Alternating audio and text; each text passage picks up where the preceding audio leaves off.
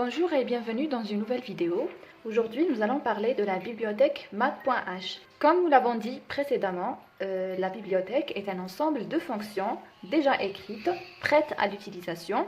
Donc, vous n'avez qu'à insérer votre bibliothèque ici et appeler la fonction dont vous avez besoin dans le programme et l'utiliser tout simplement sans avoir besoin de la réécrire et de réinventer la roue à chaque fois. Et parmi les bibliothèques les plus intéressantes du langage C, c'est la bibliothèque math.h.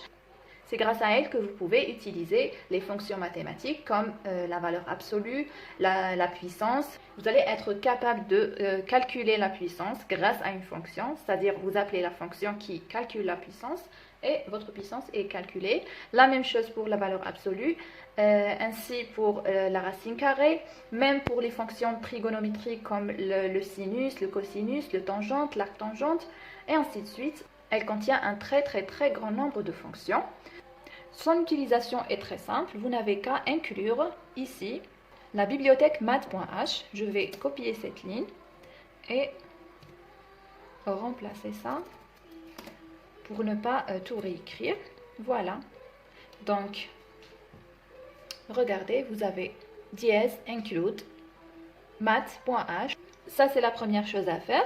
Ensuite, vous n'avez qu'à appeler la fonction que vous avez besoin. Par exemple, je vais ici déclarer une variable au début du programme de type entier que je vais appeler par exemple ma variable. Et je vais l'initialiser à 0. N'oubliez pas de mettre le point virgule à la fin de la déclaration. Voilà, j'ai déclaré la variable.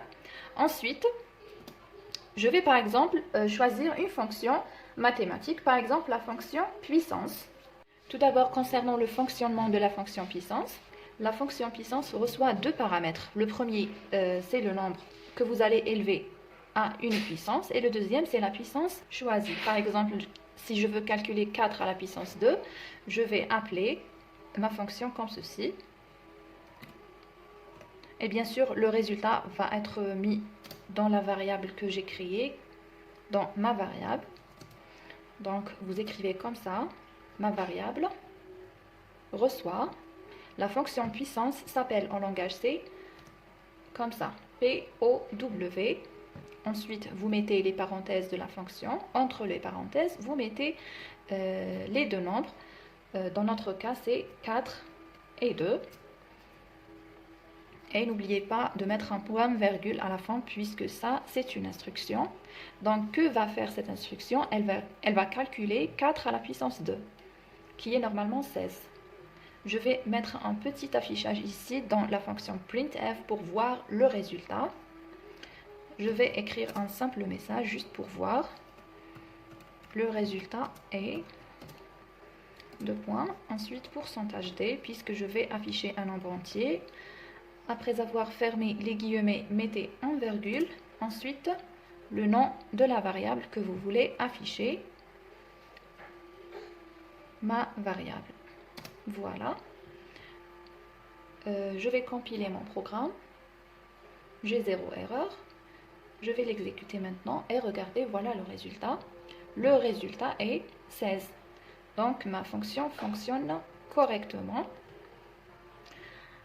Par exemple, si je veux utiliser la fonction valeur absolue qui calcule la valeur absolue d'un nombre, donc elle s'appelle ABS.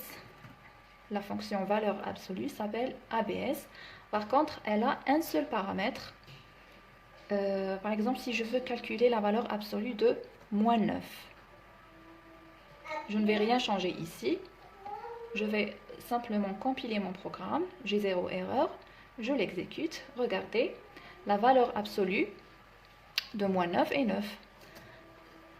Si je teste avec un nombre positif, par exemple 15, elle va me renvoyer 15.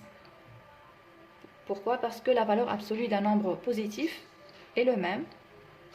Voilà, regardez, c'est 15. N'oubliez juste pas de recompiler votre programme à chaque fois que vous faites une modification.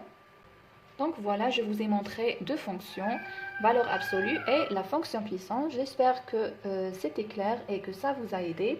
Si c'était le cas, n'hésitez pas à me laisser un petit j'aime, de partager la vidéo avec vos amis et de surtout s'abonner à la chaîne pour recevoir mes prochaines vidéos. Au revoir et à la prochaine.